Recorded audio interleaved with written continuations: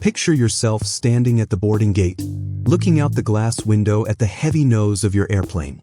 You probably assume that massive cone is just a solid block of metal, a battering ram built for aerodynamics. But you are completely wrong. That dome isn't solid metal. It is entirely hollow. The truth about what is hiding inside begins in 1947, when a pilot flew a plane full of passengers completely blind into a lethal storm and forced the invention of a mechanical brain. Today, we are pulling back the panel on the most overlooked life-saving device in aviation. We will show you exactly what is hiding inside that shell and how this spinning machine secretly controls every single flight you take. Because that nose cone isn't about going faster. It is about surviving something that killed more than 800 passengers in a single decade. Engineers built massive metal tubes capable of crossing oceans. But you would have been terrified by their fatal flaw. Pilots had absolutely no way to see what was directly in front of them.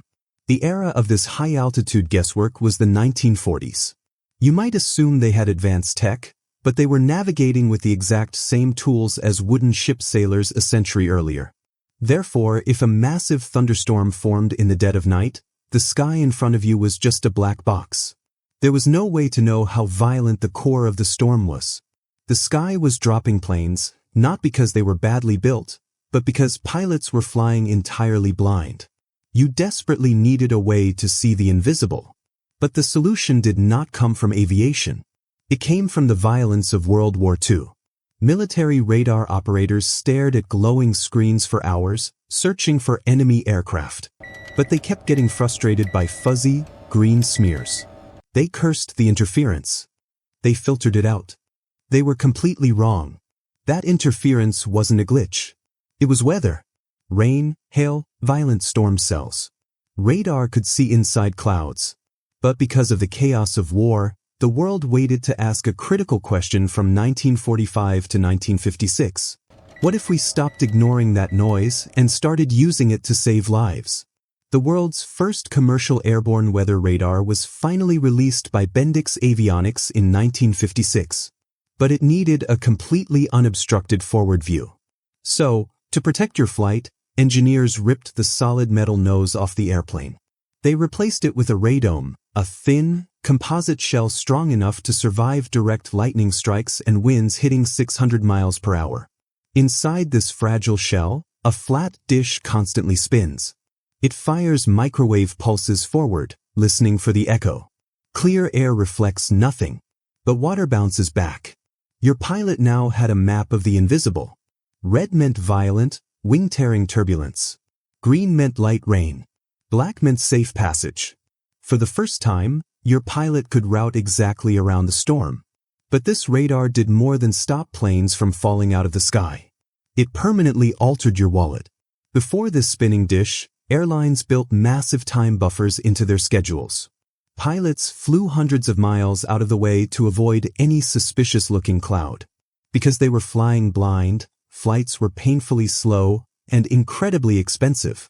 A domestic ticket in 1955 cost the equivalent of over $1,200 today. But with radar, your pilot could thread the needle. They could fly right up to a storm and find the exact, shortest safe route through it. Therefore, fuel burn plummeted. Flight times shrank. By the 1970s, the same ticket had dropped below $400. The hidden device in the nose made flying cheap enough for everyone. You are flying from Chicago to New York. It is midnight, and you are cruising at exactly 35,000 feet. Outside your plastic window, it is pitch black. But hiding in the dark is a violent storm cell, lurking 40 miles ahead. It is twice the height of Mount Everest, holding atmospheric updrafts strong enough to snap a commercial wing in half. You are completely oblivious. Because behind a shell you assumed was just for looks, that spinning dish tracks the monster just 15 feet in front of you. It has already painted the threat red. The pilot tilts the nose down, finds a narrow corridor of green. You feel a tiny bump, take a sip of your drink, and go back to watching your movie. We are constantly carried through the sky by invisible systems. The nose of every airplane is not an aerodynamic choice.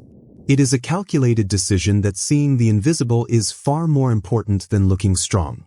But this hidden brain in the front is only half the story. The rest of the puzzle is at the complete opposite end. If you want to understand what is hiding inside the airplane's tail, take a look at the video on your screen right now.